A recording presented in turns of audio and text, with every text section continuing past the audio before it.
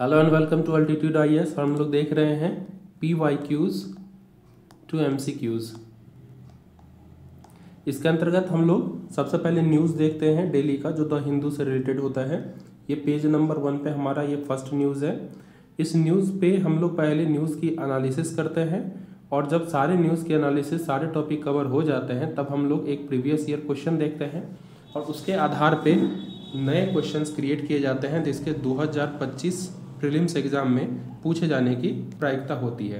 तो हमारा जो सबसे पहला टॉपिक है आज पेज नंबर 1 पे, जेलेंस्की जो है रेडी है पीस टॉक के लिए, ऐसा ट्रम्प का कहना है और उन्होंने इस पीस टॉक के चक्कर में मिनरल का डील करने का जो है डिसाइड किया है।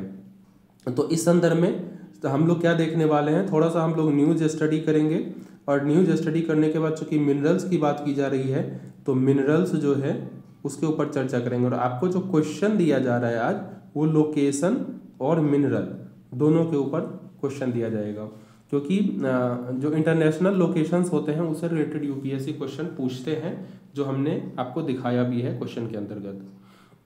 तो पहले टॉपिक का एनालिसिस देख लीजिए। अमेरिकी राष्ट्रपति डोनाल्ड ट्रंप ने यूक्रेनी राष्ट्रपति वोलोदिमीर जेलेंस्की से उन्हें पत्र लिखा, ऐसा उन्होंने कहा है, जिसमें रूस के साथ युद्ध में अमेरिकी समर्थन के लिए आभार व्यक्त किया है और जेलेंस्की रूस के साथ शांति वार्ता पे जो है समझौते करने के लिए तैयार हैं और भविष्य में अमेरिकी समर्थन सुनिश्चित वो करना चाहते हैं, इसीलिए वो खनिज समझौते पर भी हस्ताक्षर करने के लिए तैयार हैं, जैसा कि डोनाल्ड ट्रंप साहब चाहते हैं।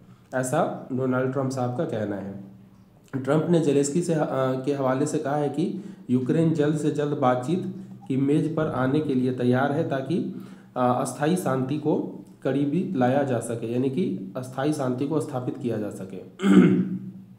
जेलेंस्की ने ट्रंप को के मजबूत नेतृत्व के तहत अस्थायी शांति प्राप्त करने की जो है इच्छा व्यक्त की है और यूक्रेन की संप्रभुता के लिए अमेरिकी समर्थन को स्वीकार किया है। ट्रंप ने पत्र की सराहना की, लेकिन यह नहीं बताया कि क्या यूक्रेन के प्रति उनकी नीति में जो है कोई बदलाव होगा। उपराष्ट्रपति JD वेंस ने युद्ध के बाद यूक्रेन के लिए प्रस्तावित अंतर्राष्ट्रीय सुरक्षा बल की आलोचना की, जिससे सहयोगियों के बीच जो है तनाव पैदा हुआ था। इस संदर्भ में हम लोग थोड़ा देखते हैं कि यूक्रेन की जो खनिज है उस पर जो नज़र लगाए हुए हैं गिद्ध की तरह, तो यूक्रेन में क्या क्या खनिज है, चूँकि इंटरनेशनल रिलेशन से बहुत ज़्यादा डेप्थ क्वेश्चन नहीं पूछते, लोकेशन खनिज ये काफ़ी है, इसी से क्वेश्चन पूछे जा सकते हैं। तो हम लोगों ने खनिज पे चर्चा करेंगे आज। यूक्रेन में जो है लो अयस्क की खनिज भारी मात्रा में पाई जाती है और कोयला पाया जाता है भारी मात्रा में, मैग्नीज पाया जाता है जो नेकोपोल रीजन है उसके अंतर्गत, और मिश्र धातु बनाने और बैटरी निर्माण में काम आता है। यूरेनियम पाया जाता है बहुत बेहतर मात्रा में, न्यूक्लियर एनर्जी प्रोड्यूस करने के लिए जो है ये काम आता है। इसके अलावा टाइटेनियम पाया जाता है जो कि एरोस्पेस उद्योग और सैन्य उपकरण के लिए महत्वपूर्ण है। लिथियम पाया जाता है जो बैटरी प्रोडक्शन के लिए और इलेक्ट्रिक व्हीकल्स प्रोडक्शन के लिए आवश्यक होता है। ग्रेफाइट पाया जाता है जो बैटरी, इस्पात उद्योग आदि के लिए महत्वपूर्ण होता है, लुब्रिकेंट्स बनाने के लिए महत्वपूर्ण होता है। रेयर जो अर्थ एलिमेंट्स है वो भी पाया जाता है जो इलेक्ट्रॉनिक, रक्षा, नवीकरणीय ऊर्जा आदि में कार्य आता है।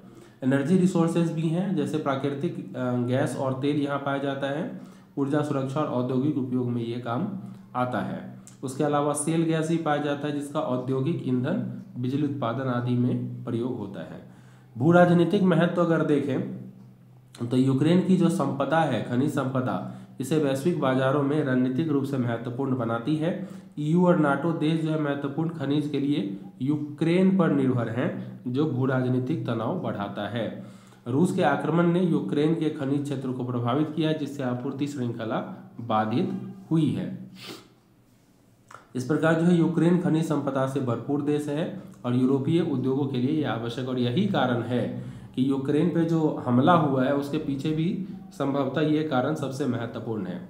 इसके संसाधन विशेष रूप से यूरेनियम, लिथियम और दुर्लभ अर्थ जो मेटल हैं भविष्य में जो है अन्य जो तकनीकी डेवलप होगा उसके लिए महत्वपूर्ण है, और चल रहे युद्ध ने खनन को बाधित कर दिया, जिससे वैश्विक आपूर्ति श्रृंखला भी प्रभावित हुई है। इसके बाद हमारा जो पेज नंबर 1 पे ही सेकेंड टॉपिक है कुकी जो बॉडी अपोज कर रहा है जो सिविल सोसाइटी मार्च करना चाहते हैं हिल्स की ओर उसको। इस संदर्भ में हम लोग पहले थोड़ा सा न्यूज़ का डिटेल्स देखेंगे, उसके बाद हम लोग जो कुकी जो बॉडी है कुकी जो उनके बारे में जानेंगे और इस ग्रुप के बारे में इथनिक ग्रुप के बारे में थोड़ी जानकारी प्राप्त करेंगे और इसका कुछ हिस्टोरिकल कॉन्सेप्ट्स भी देखेंगे और आज जो इश्यूज है उस इशू पे भी चर्चा करेंगे और कुछ समाधान पे भी चर्चा कर सकते हैं। तो जो इम्फाल घाटी स्थित एक नागरिक समाज समूह जो है 8 मार्च को पहाड़ी जिले की ओर मार्च के प्रस्ताव को कुकी जो समूहों ने विरोध किया है। मणिपुर 13 फरवरी से राष्ट्रपति शासन के तहत है और मई 2023 से गैर जनजातीय मैतेई और जनजातीय कुकी के बीच जो है संघर्ष चालू हुआ था।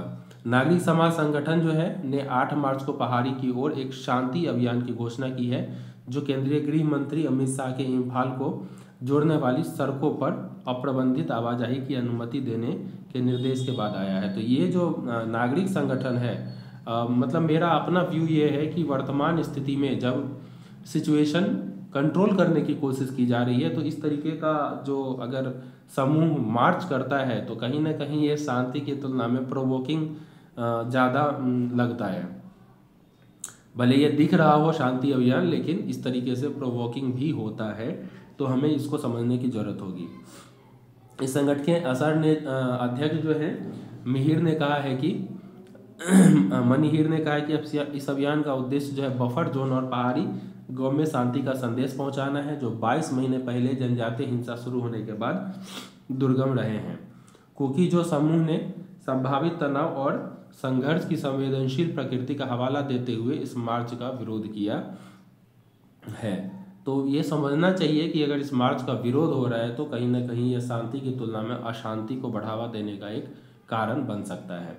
तो ये समूह जो है में 20 समूह 20 समूह शामिल है जिसका उद्देश्य उन क्षेत्रों का दौरा करना है जहां मैती लोग मई 2023 के बाद से नहीं जा सके हैं। कुकी जो समूह की अगर बात करें तो ये एक जनजातीय समूह है जो मुख्य रूप से मणिपुर, मिजोरम, नागालैंड, म्यांमार में पाए जाते हैं। तो म्यांमार एक महत्वपूर्ण जगह है जहां ये जनजाति पाए जाते हैं भारत के अलावा। वे बड़े जोमी जनजातीय परिवार का हिस्सा है जिसमें चीन मिजो समुदाय भी शामिल है। कुकी जो शब्द जो है विभिन्न उपजातियों जनजातियों जैसे थाडो, हमार, पैतो, वैफई, सिमटे, रंगटे, जोऊ आदि को संदर्भित करने के लिए प्रयोग किया जाता है।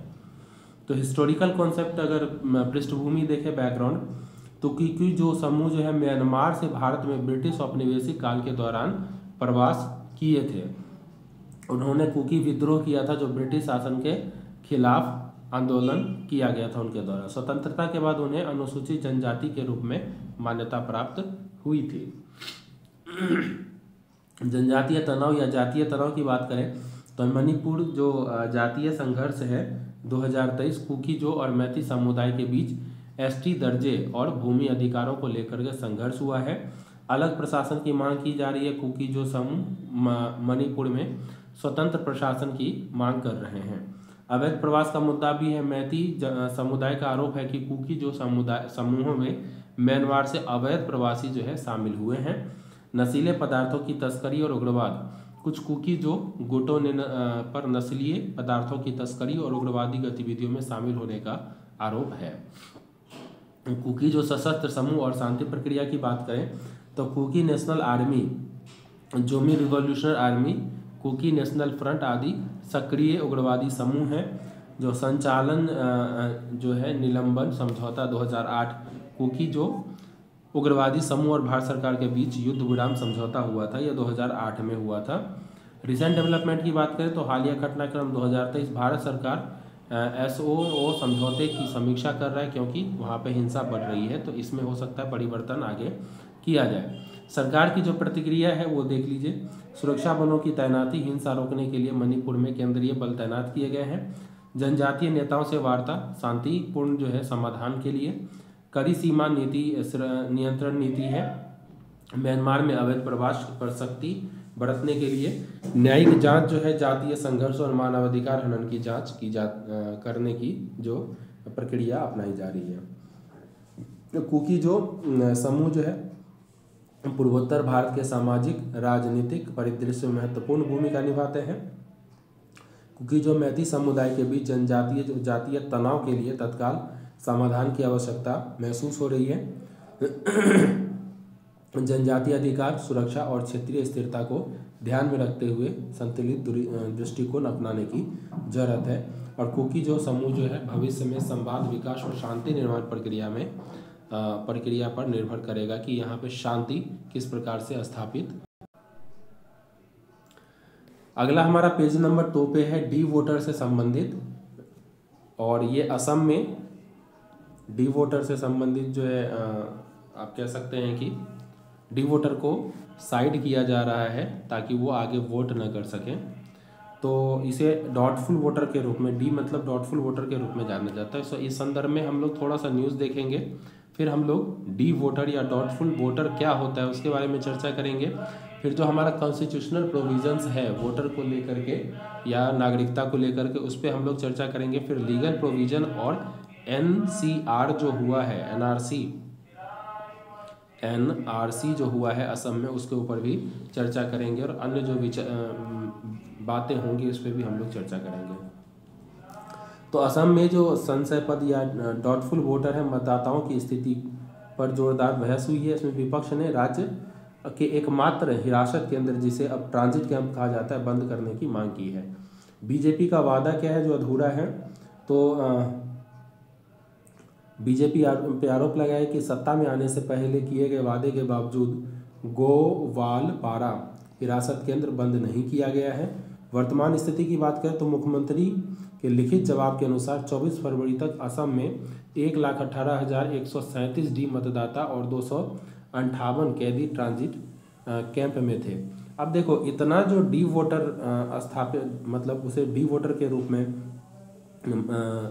इंगित किया गया है, तो इसका मतलब ये है कि ये वोट नहीं कर पाएंगे। लेकिन अगर पिछले इलेक्शन की बात करें तो इन लोगों ने वोट किया था। तो ऐसे लोगों के वोट पे पहले तो सरकार चुनी जा रही है, और अब जो सरकार आएगी वो इन लोगों को हटाने के बाद आएगी। तो ये एक बहुत बड़ा चेंज ला सकता है वोटिंग के कॉन्सेप्ट में, जिससे सरकार में जो है ना आने या सरकार के बने रहने की जो एक प्रायिकता है वो कहीं ना कहीं चेंज हो सकती है।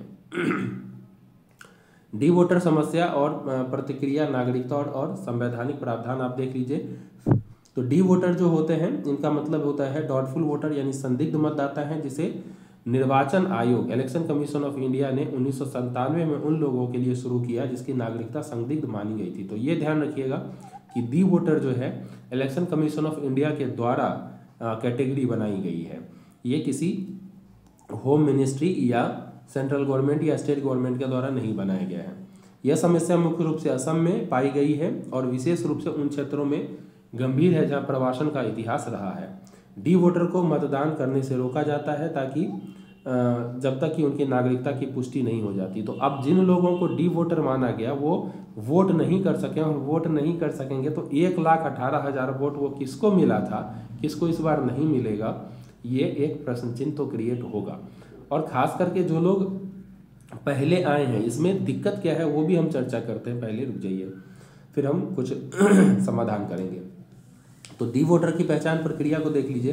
तो इलेक्शन कमीशन द्वारा पहचान की जाती है, जिसमें व्यक्ति की नागरिक जो दस्तावेज है जो संदिग्ध होते हैं को निर्वाचन अधिकारी डी वोटर के रूप में चिन्हित करते हैं। विदेशी न्यायाधिकरण है, इसके संदर्भ में मामला विदेशी न्यायाधिकरण को भेजा जाता है जो यह तय करता है कि व्यक्ति नागरिक है या नहीं। अब सवाल ये है कि इलेक्शन होना है, अब इलेक्शन होना है और अभी जो डी वोटर के रूप में अगर किया जा रहा है, जिनको पिछले 3-4 सालों से नहीं किया गया था और उनको अगर 3-4 साल अभी किया जा रहा है, तो ये कहीं ना कहीं इलेक्शन को प्रभावित करेगा।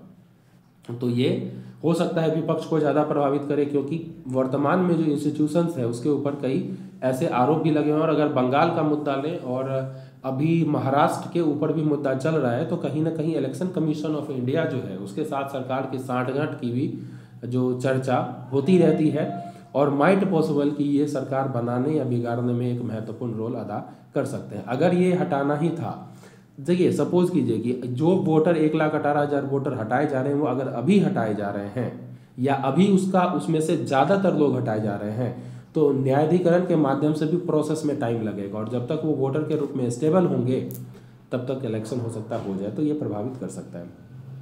सुनवाई और प्रमाण पत्र प्रस्तुत किया जाता है। इसमें नागरिकता साबित करने के लिए जो दस्तावेज है, जैसे भूमि रिकॉर्ड, मतदाता सूची या जन्म प्रमाण पत्र जमा करने का जो व्यक्ति को करना पड़ता है, सरकार को इसमें ऐसा नहीं करना पड़ता कि आप इसको हटा रहे हैं किस ग्राउंड पे, बल्कि लोगों को साबित करना पड़ता है कि हम किस ग्राउंड पे यहाँ के नागरिक हो सकते हैं।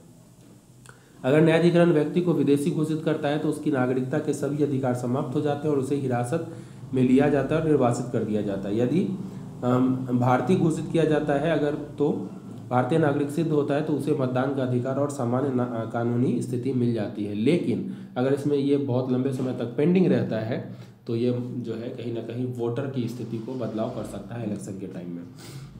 इस संदर्भ में हम संवैधानिक प्रावधान देखते हैं नागरिकता से जुड़े हुए। आर्टिकल 5 जो है संविधान में लागू होते समय नागरिकता का प्रावधान करता है। उन व्यक्तियों को नागरिकता देता है जो 26 जनवरी 1950 को भारत में अधिवासी थे। अनुच्छेद 6 जो है पाकिस्तान से आए प्रवासियों के नागरिकता की चर्चा करता है, जिसके तहत 1947 से 1950 के बीच पाकिस्तान से आए प्रवासियों को भारतीय नागरिकता दी जा सकती है। अनुच्छेद 7 जो है उन लोगों को जो पाकिस्तान चले गए थे लेकिन बाद में भारत लौटे थे, उन्हें सरकार से विशेष अनुमति लेनी होगी नागरिकता पुनः प्राप्त करने के लिए। अगला आर्टिकल 8 है जो विदेश में रहने वाले भारतीय नागरिकों की नागरिकता का प्रावधान करता है। भारतीय मूल के लोग को विदेश में रहते हुए भी भारतीय नागरिकता प्रदान करता है, बशर्ते भारतीय वाणिज्य दूतावास में वो पंजीकृत हों। नागरिकता और डुई वोटर से जुड़े जो कानूनी विवाद हैं वो देख लीजिए। भारतीय नागरिकता अधिनियम 1955 यह तय करता है कि कौन भारतीय नागरिक है जन्म, वंश, पंजीकरण और प्राकृतिकरण के आधार पे। डी वोटर को आमतौर पर अवैध प्रवासी माना जाता है जो मुख्य रूप से बांग्लादेश से आए हुए माने जाते हैं। विदेशियों का जो न्यायाधिकरण अधिनियम है 1964 उसको देखें तो विदेशी न्यायाधिकरण का गठन डी वोटर की नागरिकता से जुड़े मामलों को तय करने के लिए किया गया था। नागरिकता साबित करने के लिए जो जिम्मेदारी है वो व्यक्ति पर होती है, न कि सरकार पर। यही सबसे महत्वपूर्ण मामला है, क्योंकि नागरिकता सरकार उसे हटाती नहीं है। सरकार तो बस डाउटफुल डाल देती है या इलेक्शन कमीशन डाउटफुल डाल देती है, उसके बाद साबित करना है व्यक्ति को कि मैं नागरिक हूँ या नहीं हूँ। ये एक बहुत बड़ा मुद्दा हो जाता है। राष्ट्रीय नागरिकता रजिस्टर की बात करें एनआरसी, तो असम में एनआरसी जो है का उपयोग अवैध नागरिकों और अवैध प्रवासियों की पहचान करने के लिए किया गया था। जो लोग एनआरसी के से बाहर कर दिए गए उन्हें डी वोटर के रूप में चिन्हित किया जा सकता है और उन पर कानूनी कार्रवाई हो सकती है। आगे का रास्ता अगर देखें तो गरीब नागरिकों के लिए कानूनी सहायता, जो नागरिकता साबित नहीं कर सकते उन्हें मुफ्त कानूनी सहायता दी जानी चाहिए। तेजी से न्यायाधिकरण मामलों का निपटारा करे ताकि वो तय हो जाए कि वो नागरिक है या नहीं है। निष्पक्ष एनआरसी प्रक्रिया होनी चाहिए। यह सुनिश्चित करता है कि कोई वास्तविक भारतीय नागरिक जो है गलत तरीके से बाहर न हो जाए। और डी जो वोटर की समस्या एक जटिल कानूनी और मानवीय चुनौती है जिसके लिए निष्पक्ष और पारदर्शी त्वरित समाधान आवश्यक होता है। अगला हमारा पेज नंबर 4 पे है। सुप्रीम कोर्ट चाहती है उत्तराखंड से response misuse of afforestation fund जो है कैंपा फंड, उसके विषय में सुप्रीम कोर्ट ने अपने बात रखने के लिए उत्तराखंड को कहा है। सीएजी के रिपोर्ट से ये बात निकल करके आई है कि जो कैंपा फंड है उसका दुरुपयोग किया गया है। तो इस संदर्भ में हम लोग कैंपा फंड के बारे में जानकारी करेंगे, इसकी विशेषता क्या है वो जानेंगे, और इसमें जो चुनौतियां हैं और क्या क्या इश्यूज आ रही है, अन्य जो लीगल प्रोविजंस होंगे उस पर भी हम लोग चर्चा करेंगे। तो सुप्रीम कोर्ट ने उत्तराखंड के मुख्य सचिव से कैंपा फंड के दुरुपयोग के आरोपों पर जवाब मांगा है। सीएजी के रिपोर्ट में उत्तराखंड वन विभाग पर कैंपा फंड के दुरुपयोग कर आईफोन, लैपटॉप, कार्यालय नवीकरण जैसे अनाधिकृत खर्चों का आरोप लगाया है। वनीकरण के लिए आवंटित धनराशि का कथित तौर पर फ्रिज, कूलर, कानूनी खर्चे और निजी खर्चों पर उपयोग किया गया है।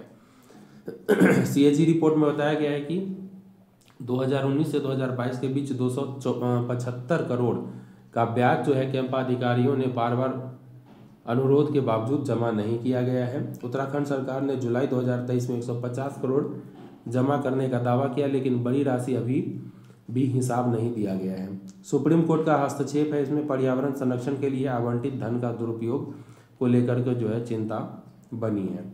कैंपा फंड के बारे में हम लोग जाने तो कैंपा फंड क्या है? कैंपा फंड जो है compensatory afforestation fund management and planning authority, इसका फुल फॉर्म है, जिसे हिंदी में प्रतिपूरक वनीकरण निधि प्रबंधन और योजना प्राधिकरण कहा जाता है, को उन परियोजनाओं को प्राप्त प्रतिपूरक वनीकरण निधि के लिए प्रबंधन के लिए स्थापित किया गया है, जो वन भूमि और गैर वन भूमि उपयोग के लिए परिवर्तित करती है। यह सुनिश्चित करता है कि वन रोपण पारिस्थितिकी पुनर्बहाली के लिए एकत्र की गई निधि का सही उपयोग हो, यानी कि इसके उपयोग वन प्रबंधन और वनों के विकास के लिए किया जाना चाहिए। कानूनी ढांचा देखें तो एक्ट है 2016 का, प्रतिपूरक वनीकरण निधि अधिनियम 2016। यह निधि के संग्रह, वितरण, उपयोग को नियंत्रित करता है ताकि वन रोपण सुनिश्चित किया जा सके, और यह निर्धारित करता है कि 90% जो कैंपा फंड है राज्यों को और 10% केंद्र सरकार को मिले। सर्वोच्च न्यायालय का जो आदेश है 2002 में, सुप्रीम कोर्ट ने आदेश दिया था कि प्रतिपूरक वनीकरण के लिए एकत्रित निधि का उपयोग केवल वनीकरण और पर्यावरणीय संरक्षण के लिए किया जाना चाहिए। इसके बाद 2019 में अस्थायी कैंपा की स्थापना की गई थी, जिसे 2016 में कैंपा अधिनियम लागू करके जारी रखा गया।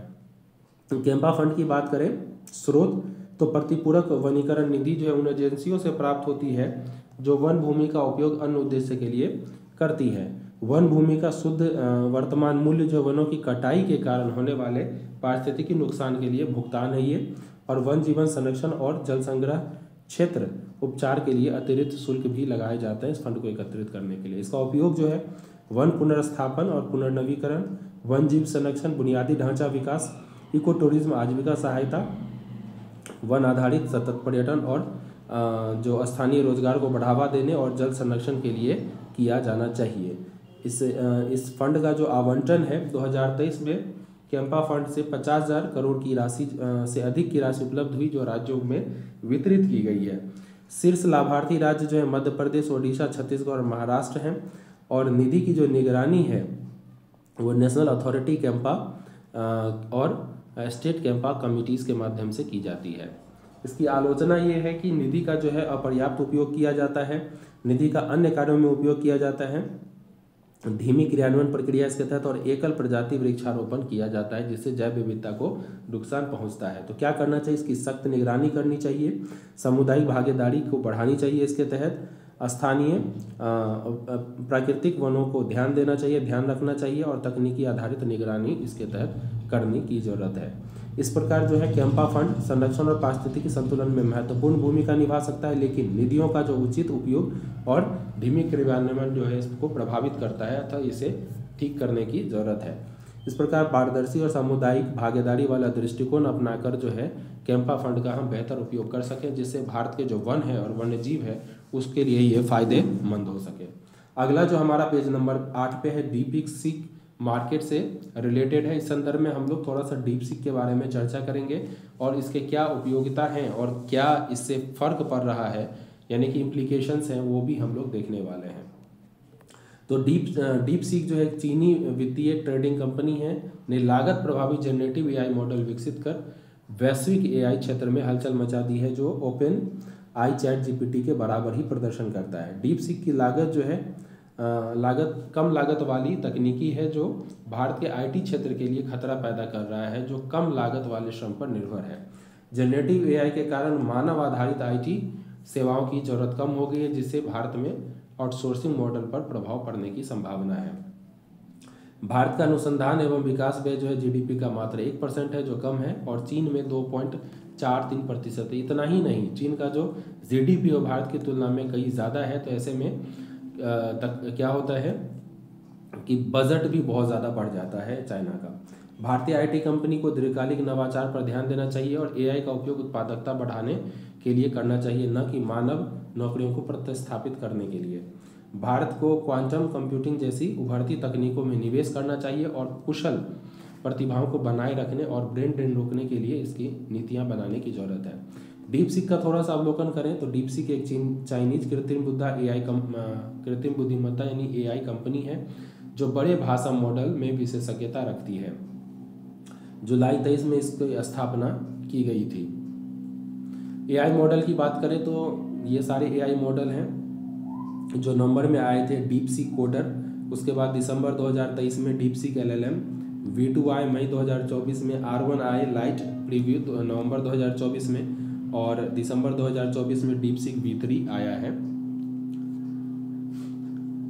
मार्केट इम्पैक्ट देखें तो भारत का जो बाजार है उस पर डीपसीक का असर पड़ सकता है। किफ़ायती जो मॉडल के साथ GPT-4 जैसे एआई नेताओं को चुनौती इससे मिल सकती है, एआई लीडर्स को। डीपसीक में चीनी सरकार की नीतियों के अनुरूप सेंसरशिप तंत्र शामिल है और इसके तहत जो है तियानमेन स्क्वायर विरोध प्रदर्शन और ताइवान जैसे विषयों पर ये प्रतिबंधित है। ग्लोबल वैश्विक प्रक्रिया देखें तो यूएसए ने कहा कि एंथ्रोपिक ने डीपसीक के प्रभाव को महत्वहीन बताया, जबकि ऑस्ट्रेलिया सरकार ने सुरक्षा की चिंता के कारण डीपसीक एआई को प्रतिबंधित कर दिया गया है। इस प्रचार को जो डीपसीक है एक उभरती हुई एआई शक्ति है, लेकिन सेंसरशिप से आलोचना झेल रही है। अगला हमारा पेज नंबर 8 पे और लास्ट टॉपिक है वॉरियर्स ऑफ होप। ये आशा कार्यकर्ताओं के बारे में है कि आशा कार्यकर्ता जिस प्रकार से कार्य करती हैं और उनके जो वेतन होते हैं वो काफ़ी कम है, और आशा कार्यकर्ता ही समाज के लिए आशा के रूप में कार्य कर सकती है। तो इस संदर्भ में हम आशा क्या होता है वो चर्चा करेंगे, आशा के कार्य क्या होते हैं वो हम चर्चा करेंगे, इसे क्या क्या चुनौतियाँ आ रही हैं और इसके सुधार के लिए और क्या क्या करने चाहिए वो भी हम चर्चा इसमें करेंगे। तो आशा कार्यकर्ताओं को पारिश्रमिक बेहतर देने की जरूरत है। आशा कार्यकर्ताओं को 2005 में राष्ट्रीय ग्रामीण स्वास्थ्य मिशन के तहत जो है समुदाय और सार्वजनिक स्वास्थ्य प्रणाली के बीच जो खाई को पाटने के लिए बनाया गया था। 10 लाख से अधिक आशा कार्यकर्ता मातृ स्वास्थ्य, रोग निवारण और स्वास्थ्य डेटा संग्रहण में महत्वपूर्ण भूमिका निभाते हैं। कोविड-19 महामारी के दौरान आशा कार्यकर्ताओं ने वैश्विक पहचान प्राप्त की और 2022 में WHO का ग्लोबल हेल्थ लीडर अवार्ड भी इन्हें प्राप्त हुआ है। अपनी महत्वपूर्ण भूमिका के बावजूद आशा कार्यकर्ता जो है स्वयंसेवक की तरह काम करते हैं और केवल 5,000 से 15,000 तक के प्रतिमाह वेतन उनको प्राप्त होता है। उन्हें भारी काम का बोझ होता है, लंबे समय तक कार्य करना और स्वास्थ्य जोखिमों का सामना करना पड़ता है, फिर भी उन्हें पर्याप्त वेतन, लाभ और नौकरी सुरक्षा प्राप्त नहीं है। सरकार को आशा कार्यकर्ता को अस्थायी कर्मचारी के रूप में मान्यता देना चाहिए और उन्हें उचित वेतन और लाभ प्रदान करने की जरूरत है ताकि वो बेहतर ढंग से मनोवैज्ञानिक रूप से सक्षम कार्य कर सके। आशा कार्यकर्ता के बारे में जानें तो इसका फुल फॉर्म होता है एक्रीडेटेड सोशल हेल्थ एक्टिविस्ट। कार्यकर्ता जो है राष्ट्रीय स्वास्थ्य मिशन के तहत सामुदायिक स्वास्थ्य कार्यकर्ता होती हैं। 2005 में ये राष्ट्रीय ग्रामीण स्वास्थ्य मिशन के तहत इसे शुरू किया गया था। उद्देश्य मातृ और शिशु स्वास्थ्य सुधार, संस्थानिक प्रसव को बढ़ावा देना, स्वास्थ्य योजनाओं के बारे में जागरूकता प्रदान करना और स्वास्थ्य प्रणाली और ग्रामीण समुदाय के बीच सेतु का कार्य करना इसका कार्य है। इसकी जो पात्रता है 25 से 45 वर्ष की मान्यता होनी चाहिए और स्थानीय होनी चाहिए।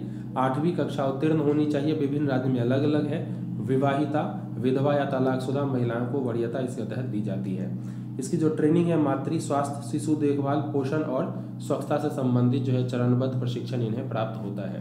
कार्य जो है गर्भवती महिलाओं प्रसवोपरांत देखभाल को बढ़ावा देना, टीकाकरण अभियानों में सहायता करना, मूलभूत दवाएं प्रदान करना और दस्त और ORS पर जिंक वितरण करना, परिवार नियोजन और गर्भ निरोधक उपाय के बारे में जागरूकता फैलाना और रोग प्रकोप की पहचान कर रिपोर्टिंग करना इनका कार्य है। सरकारी प्रोत्साहन इन्हें दिया जाता है। प्रदर्शन आधार पर प्रोत्साहन जैसे टीकाकरण, संस्थागत प्रसव और टीबी देखभाल। विभिन्न योजनाओं के तहत भुगतान, निश्चित वेतन नहीं होती इनकी। इम्पैक्ट क्या है आशा कार्यकर्ताओं का प्रभाव, तो स्थानीय प्रसव में वृद्धि हुई है, संस्थानिक प्रसव में वृद्धि हुई एक्चुअली। इससे स्वास्थ्य और मृत्यु दर जो है मातृ मृत्यु दर और शिशु मृत्यु दर उसमें कमी आई है। टीकाकरण जो है बच्चों में उसमें सुधार हुआ है। ग्रामीण क्षेत्रों में स्वच्छता और सफाई के प्रति जागरूकता बढ़ी है। चुनौतियां देखो तो कम मानदेय है और अनियमित भुगतान होता है, अत्यधिक कार्यभार और जिम्मेदारी होती है, सामाजिक सुरक्षा लाभ में कमी होती है। हाल की सरकारी पहलों पर बात करें तो प्रधानमंत्री सुरक्षित मातृत्व अभियान के तहत प्रोत्साहन में वृद्धि की गई है और आयुष्मान भारत योजना के तहत आशा कार्यकर्ताओं को मुफ्त स्वास्थ्य बीमा प्रदान किया गया है। इस प्रकार जो आशा कार्यकर्ता भारत में ग्रामीण स्वास्थ्य प्रणाली की रीढ़ की हड्डी बन चुकी है और बेहतर प्रोत्साहन समर्थन से उनकी भूमिका को और सशक्त किया जाना की जरूरत है।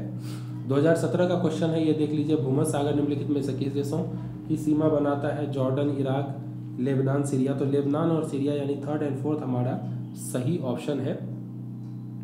इसका आप मैप में देख लेंगे, बाकी मैंने आपको आंसर कर दिया है। हम नए क्वेश्चंस देखते हैं जो पूछे जा सकते हैं। यूक्रेन निम्नलिखित में से किस जल निकाय के साथ स्थित है? काला सागर, भूमध्य सागर, बाल्टिक सागर और कैस्पियन सागर। तो काला सागर यानी कि ए इसका सही ऑप्शन है। व्याख्या देखें तो यूक्रेन जो है काला सागर और अजोब सागर के साथ मिला हुआ स्थित है, जबकि भूमध्य सागर, कैस्पियन सागर और के साथ इनकी कोई, और बाल्टिक सागर के साथ भी इनकी कोई सीमा नहीं है। आप एक बार मैप में देख लेंगे, आज हम थोड़ा सा मिस कर गए मैप डालना। अगला क्वेश्चन हमारा है, निम्नलिखित में से यूक्रेन में पाए जाने वाले जो प्राकृतिक संसाधन है, चूंकि प्राकृतिक संसाधन को लेकर के, खनिज को लेकर के एग्रीमेंट होना है, तो वो थोड़ा सा हम लोग देखने वाले हैं। तो लौ अयस्क कोयला और यूरेनियम भारी मात्रा में पाया जाता है, तो यही इसका सही आंसर होगा। डिटेल बाकी हमने आपको ऑलरेडी दे रखा है और यहाँ भी आप इसको स्टडी कर सकते हैं। अगला क्वेश्चन हमारा कुकी जो इतने ग्रुप को लेकर के है, तो स्टेटमेंट आपको विचार करने हैं। कुकी जो लोग जो है केवल भारत के पूर्वोत्तर राज्यों में पाए जाते हैं, बिल्कुल गलत है, ये म्यांमार में भी पाया जाता है। आंसर हमारा आ चुका है, लेकिन पढ़ते हैं स्टेटमेंट। वे बड़े जो जातीय परिवार का हिस्सा है जिसमें बीजो और चीन समुदाय भी शामिल है, बिल्कुल सही है। कुकी विद्रोह औपनिवेशिक भारत में ब्रिटिश शासन के खिलाफ एक आंदोलन था, बिल्कुल सही है। तो ये 2 और 3 सही है, इन्होंने ब्रिटिश के विरुद्ध जो है आंदोलन किया था। बाकी डिटेल्स हमने ऑलरेडी न्यूज़ एनालिसिस में आपको दे दी है।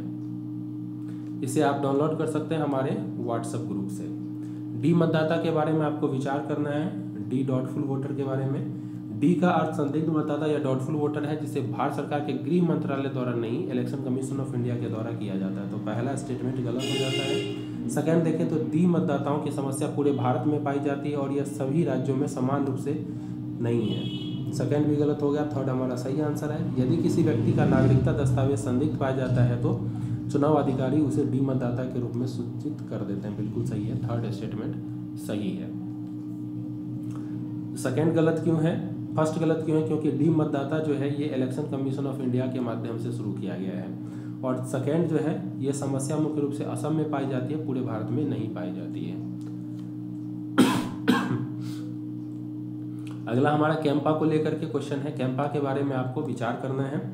कैंपा जो है को उद्योग से एकत्रित निधि के प्रबंधन के लिए स्थापित किया गया था ताकि प्रतिपूरक वनीकरण किया जा सके, सही है। प्रतिपूरक वनीकरण निधि अधिनियम 2016 अनिवार्य करता है कि 50% निधि राज्यों को दी जाए, 10% केंद्र सरकार के पास रहे। नहीं, ये 90 और 10 का प्रावधान करता है। कैंपा यह सुनिश्चित करता है कि वन रोपण और पारिस्थितिकी पुनर्बहाली के लिए एकत्र की गई निधि का उपयोग हो। ये सेकंड और थर्ड बिल्कुल सही आंसर है। फर्स्ट गलत क्यों है? क्योंकि कैंपा उन परियोजनाओं से प्राप्त निधियों का प्रबंधन के लिए स्थापित किया गया जो वन भूमि और गैर वन जो उपयोग किया जाता है उसमें परिवर्तित किया जाता है, उसी के लिए रिफॉरेस्टेशन है एक्चुअली इसका कार्य। अगला क्वेश्चन हमारा डीप सीक के संदर्भ में आपको विचार करना है। डीप सीक एक चीनी कृत्रिम बुद्धिमत्ता कंपनी है जो बड़े भाषा मॉडल में विशेषज्ञता रखती है, बिल्कुल सही है। डीप सीक ने अपने स्वयं के एआई चैटबॉट विकसित किया जो चैट जीपीटी के समान है, ये भी सही है। डीप सीक सीधे तौर पर चीन के विज्ञान एवं प्रौद्योगिकी मंत्रालय के अधीन कार्य नहीं करता। फर्स्ट सही हो जाएगा, फर्स्ट एंड सेकेंड। थर्ड गलत है। क्यों गलत है? क्योंकि यह एक स्वतंत्र कंपनी है, भले ही चीन के शोध संस्थानों के सहयोग करती है, लेकिन ये चीन के विज्ञान प्रौद्योगिकी मंत्रालय के अंतर्गत कार्य नहीं करती। अगला और लास्ट क्वेश्चन है हमारा आशा कार्यकर्ता के विषय में आपको विचार करना है। आशा कार्यकर्ता राष्ट्रीय स्वास्थ्य मिशन के तहत सामुदायिक स्वास्थ्य कार्यकर्ता होती है, बिल्कुल सही। यह कार्यक्रम 2010 में राष्ट्रीय ग्रामीण स्वास्थ्य मिशन के तहत शुरू किया गया, यह भी संभवतः सही है। आशा कार्यकर्ता का मुख्य उद्देश्य संस्थागत प्रसव को बढ़ावा देना है। एक बार देख लेते हैं इसका आंसर 1 और 3। सेकंड गलत क्यों है? सेकंड ये 2005 में ग्रामीण स्वास्थ्य मिशन के तहत शुरू किया गया था, 2010 में नहीं। तो सेकंड गलत है, डेटा था इसीलिए थोड़ा ध्यान नहीं रहा। 183 यानी कि बी हमारा सही आंसर है। इस प्रकार हमारा आज का न्यूज़ एनालिसिस यहीं समाप्त होता है। आप इस प्रोग्राम को लाइक कर सकते हैं, दूसरों को शेयर कर सकते हैं, और कोई ज़रूरत हो तो आप कमेंट कर सकते हैं। हमें सब्सक्राइब ज़रूर करें ताकि हम आपको इस सेवा को हम आपको लगातार पहुंचा सकें। मिलते हैं कल, तब तक के लिए बहुत बहुत धन्यवाद।